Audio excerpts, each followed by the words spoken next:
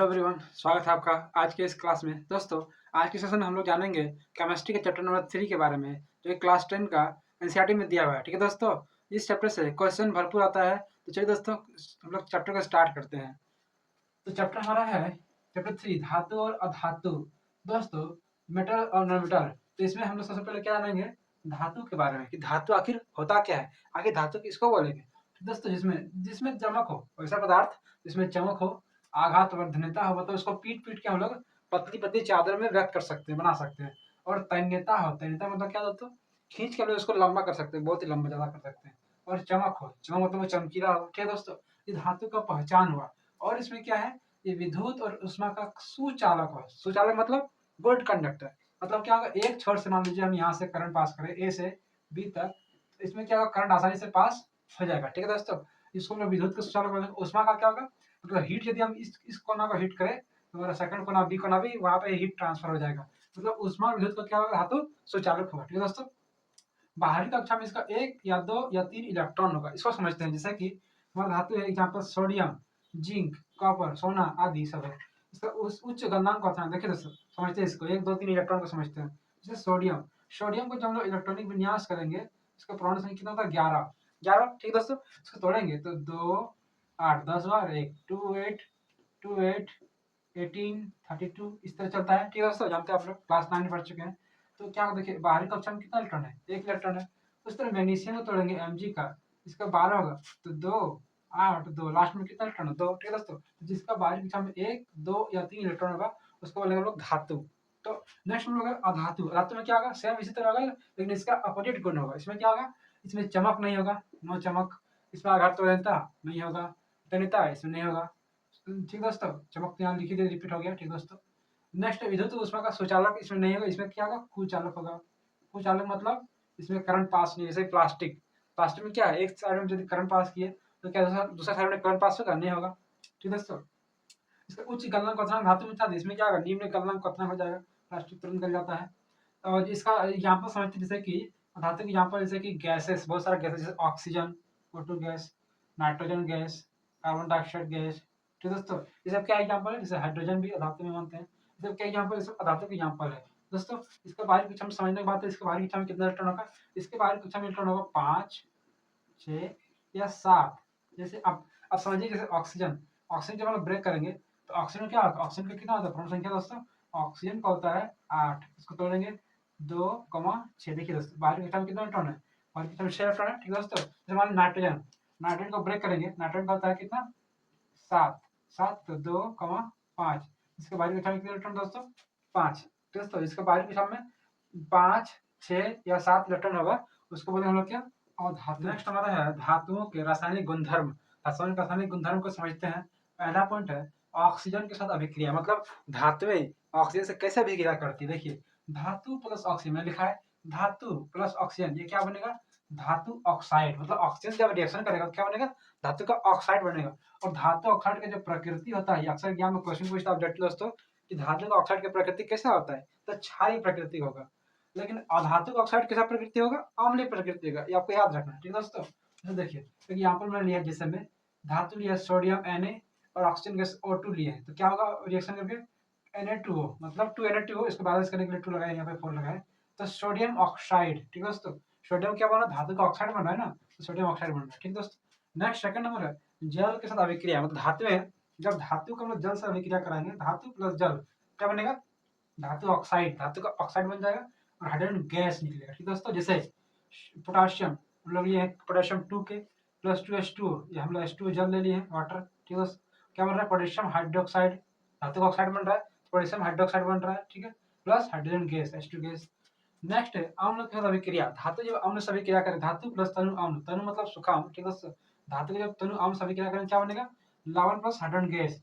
इसके बारे में हम लोग नेक्स्ट लास्ट चैप्टर में पढ़ चुके हैं, हम लोग अम्ल क्षारक में पढ़ चुके हैं, अम्ल क्षारक लवण में, कि जो धातु अभिक्रिया करता है अम्ल से, तो होता है लवण प्लस हाइड्रोजन गैस। यदि आपने वीडियो को नहीं देखा है तो प्लेलिस्ट में वीडियो रखा हुआ है, आप जाकर वहां से देख सकते हैं। ठीक है दोस्तों, धातु प्लस तनु अम्ल क्या होगा, लवण प्लस हाइड्रोजन गैस। जैसे यहाँ पर लिए Fe आयरन प्लस 2HCl, क्या होगा, FeCl2 iron chloride ferrous chloride plus H2 gas. ठीक है दोस्तों, नेक्स्ट हमारा है 4 नंबर, अन्य धातुओं के लवण विलयन से अभिक्रिया। मतलब एक धातु ए मान लीजिए, धातु ए और धातु बी का लवण का विलयन है, उससे अभिक्रिया करेगा तो क्या बनाएगा, ए का लवण, मतलब ये धातु यहाँ पे आके यहाँ विस्थापन होगा। ठीक है दोस्तों, चैप्टर में हम लोग पढ़े विस्थापन, तो वही होगा, विस्थापन होगा, यहाँ पे आ जाएगा और धातु बी को हम लोग अलग हो जाएगा इसका। ठीक है, धातु बी अलग हो गया।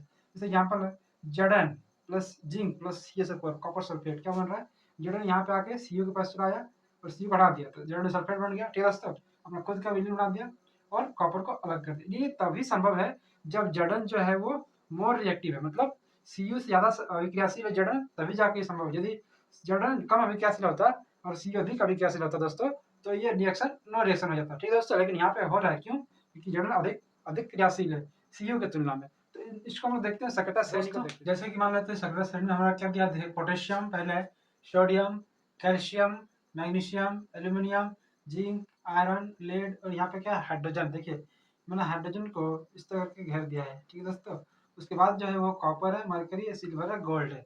मतलब क्या है दोस्तों, देखिए यदि मान लीजिए हम जैसे भी लास्ट हम लोग देखे हैं कि ए और बी का विलियन, ठीक है दोस्तों, रिएक्शन होता है। ठीक दोस्तों, यदि यदि ए मोस्ट ज्यादा पावरफुल है, बी से ज्यादा पावरफुल है, तो फिर उसको विस्थापित कर देगा उसके मीडियम से। जैसे कि मान लीजिए ए के जगह में हमारा पोटेशियम है और बी के जगह हमारा क्या है, मान लीजिए कि आयरन है, तो क्या करेगा, पोटेशियम आयरन को उसका सॉल्यूशन से विस्थापित कर देगा, आयरन को विस्थापित कर देगा। ठीक है दोस्तों, मतलब ए जो है वो मोस्ट ज्यादा पावरफुल होना चाहिए बी के कंपेरिजन में, मोर पावरफुल। ठीक है दोस्तों, जैसे कि मान लीजिए कि मतलब बी के जगह पे हमारा मेरा है कितना है, मैग्नीशियम, और ए के जगह पे मेरा है मान लीजिए कि कॉपर, तो फिर नो रिएक्शन होगा। क्यों, क्योंकि ए जो है वो कम पावरफुल हो गया। ठीक है दोस्तों, कम अभिक्रियाशील हो गया।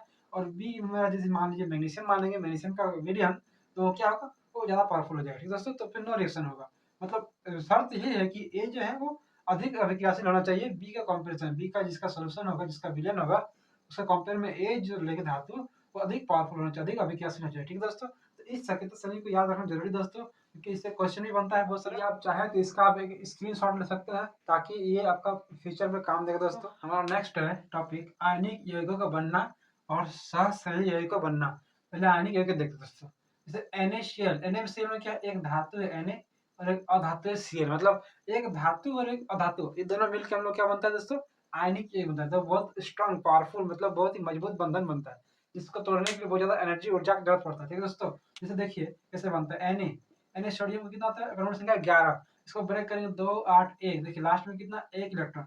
तो हर कोई चाहता है, हर इलेक्ट्रॉन हर एटम चाहता है कि हम अपना बाहरी कक्षा में 8 इलेक्ट्रॉन पूरा रखें, अष्टक का नियम का पालन करने के लिए, ठीक है दोस्तों, स्टेबल होने के लिए। तो क्या करेगा, एक इलेक्ट्रॉन वो डोनेट करता है, किसी को दे देता है, तो बनता है Na प्लस, देने वाला हमेशा अमीर आदमी होता है, मतलब प्लस बनता है, इसे याद रखिए। ठीक है दोस्तों, Na प्लस, 1 इलेक्ट्रॉन माइनस हो गया, 1 इलेक्ट्रॉन निकल गया इससे। अब देखिए क्लोरीन, क्लोरीन का कितना होगा, 17, 2 8 7। ठीक है दोस्तों, देखिए इसके बाहरी कक्षा में 7 इलेक्ट्रॉन, ये 7 किसी को देने में इसको ज्यादा तकलीफ होगा, बजाय ये एक किसी से ले सकते हैं उधारी। तो एक ही क्या कर किसी से उधारी लेगा, एक इलेक्ट्रॉन मान लीजिए एन जो एक इलेक्ट्रॉन दिया, वो एक इलेक्ट्रॉन यहाँ पे उधारी ले लिया। ठीक है दोस्तों, तो क्या बन गया, Cl माइनस, क्योंकि लेने वाला माइनस होता है, ऋण नहीं होता है, हमसे जानते हैं हम लोग। तो Cl माइनस हो गया, तो इसका 2 8, इस 7 के जगह क्या होगा 8 है, क्योंकि एक इलेक्ट्रॉन इससे लिया।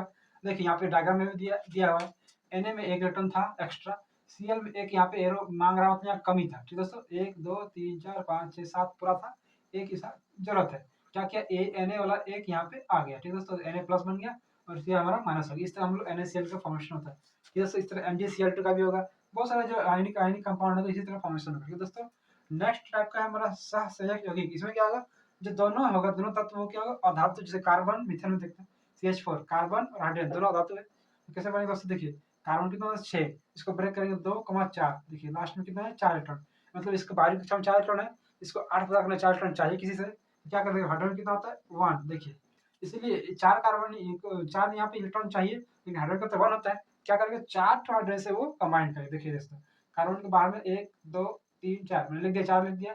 और हाइड्रोजन का देखिए दोस्तों, हाइड्रोजन के बाहर में एक इलेक्ट्रॉन, इस का भी एक इलेक्ट्रॉन, इस हाइड्रोजन का भी एक इलेक्ट्रॉन, इस हाइड्रोजन का भी एक इलेक्ट्रॉन।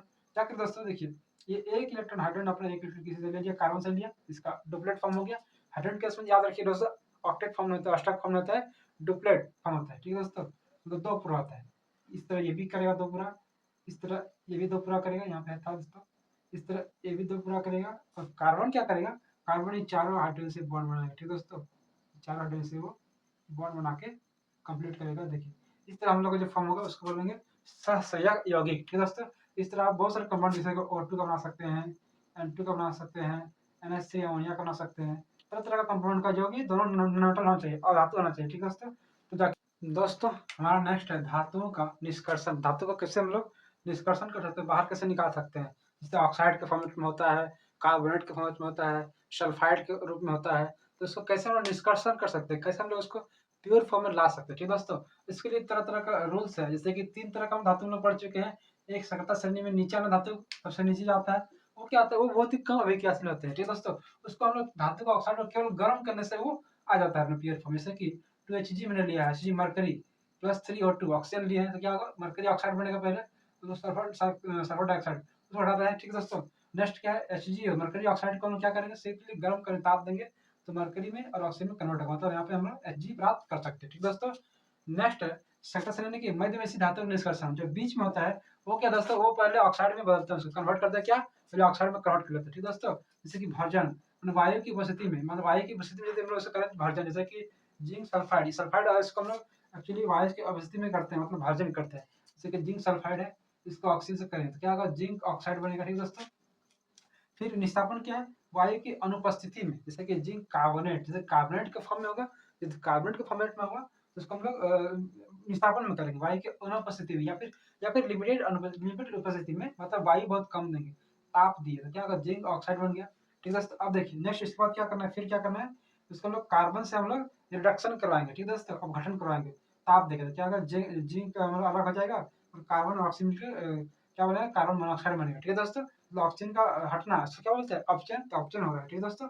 नेक्स्ट थर्ड नंबर हमारा लास्ट है शिखर श्रेणी में सबसे ऊपर इसी धातु निष्कर्षण। जो सबसे ऊपर में होता है वो क्या होता है, बहुत ज्यादा अभिक्रियाशील है, अत्यंत अभिक्रियाशील। तो उसके लिए क्या करना होगा, विद्युत अवघटन विधि करना होगा। विद्युत अवघटन में क्या होगा, सिंपली दोस्तों इसमें क्या करना है, एक साइड में हम लोग प्लस साइड देंगे, एक साइड माइनस, मतलब बैटरी से या फिर इलेक्ट्रिसिटी से करंट देंगे और हम लोग प्लस माइनस को अलग कर देंगे। जैसे NaCl, तो Na अलग हो जाएगा, Cl अलग, जिस तरह हम लोग उसको अलग कर सकते हैं। ठीक है दोस्तों। हमारा है संक्षारण, जैसा कि जंग लगना, लोहा के चीज में जैसे जंग लगता है, लोहा को खुला हवा में रख देते हैं या फिर पानी बरसात में रखते हैं, क्या उसमें जंग लग जाता है। ठीक है, दरवाजा में लोहा का दरवाजा हो गया, उसको क्या करते हैं, बचाने के लिए सुरक्षा उपाय पेंट करते हैं, है ना दोस्तों। हम लोग लोहा के कोई भी सामान में पेंट करते हैं उसको बचाने के लिए जंग लगने से, या फिर तेल लगाकर, या क्रोमियम लेपन। क्रोमियम लेपन क्या है दोस्तों, जैसे आपने देखा होगा कि साइकिल का हैंडल जो है वो चमकता है, या रिम चमकता है, साइकिल का रिम चमकता है, क्यों, क्योंकि क्रोमियम का उसमें लेपन किया जाता है, लोहा के ऊपर में क्रोमियम का लेपन किया जाता है।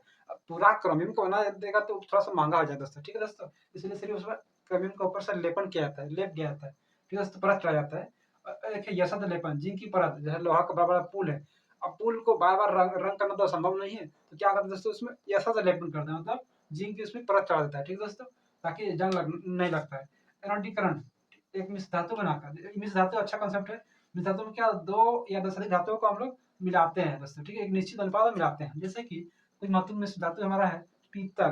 पीतल किससे किससे बनता है, तांबा से और जिंक से। इसको याद कैसे रखेंगे, पीतल, इसका ऐसे पढ़िए पिताजी। ठीक है दोस्तों, पिताजी, जैसे पिताजी, पिताजी मतलब पीतल और तांबा और जिंक। ठीक है दोस्तों, आप आसानी से इसको याद रख सकते हैं।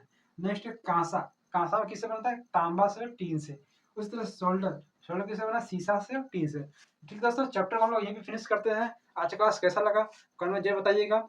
चैनल पर नए हैं, चैनल को सब्सक्राइब कीजिए, बेल आइकन को प्रेस कीजिए और हमारा वीडियो को शेयर कीजिए। ठीक है दोस्तों, जय हिंद।